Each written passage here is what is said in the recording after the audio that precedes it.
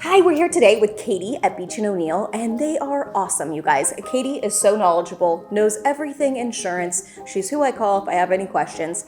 So there is a thing when sometimes if you have a house and it's sitting vacant, people don't realize it. Where this most comes into play is if there's a house that's gone through a trust or in probate or something like that, and the house is vacant when you take, responsibility for it. And a lot of people think that it already had insurance. There was insurance with the previous owner, and no problem, the insurance carries over. It wasn't canceled, we paid the premium, no problem. But these processes take a while. It takes a minute once you get owner or get responsibility of a house of what to do with it. What happens on a house with a regular insurance policy when it's vacant? Well, that's a great question that you have, Julie. So the best thing that I can recommend is call and talk to an agent, because what happens, everyone thinks home insurance is home insurance, and that's not the case. So most standard home insurance policies that you have insuring your family home have what's called a 30-day vacancy clause.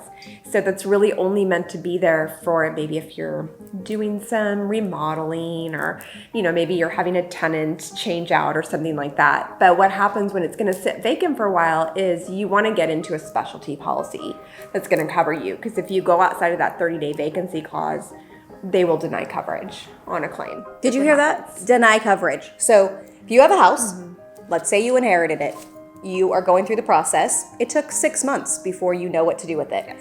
On 6 months and one day, something happens, some vandals come in, and there is a fire and house burns down. So the house burns down and they find out it was vacant for 6 months. Yeah, and it turns out that it began with vandalism, and you're past your 30-day mark, that can be a denied claim. No coverage. No coverage. No coverage. And there are specialty markets to go out, and of course they do cost a little bit more, but not tremendously more. And that's where you want to call an independent agent, because we typically have more markets to go out to. We can actually shop vacant home rates. It's not limited to one market. That's amazing. So what we do when you work with professionals that we are aware of these sort of things, a lot of people don't even know that this is an issue. So when we know that this is a potential situation, we get you in touch with people like Katie that can make sure that your interests are protected and that you are not in a position where you end up with a claim that's a deniable claim.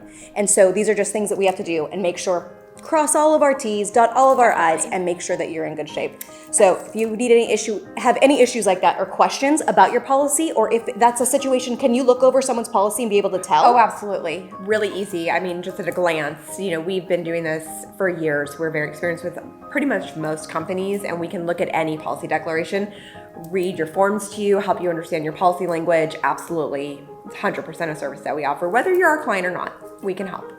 You guys got to call them. They're awesome. All right, we're here making sure you're covered and taken care of. Bye, guys. Thanks.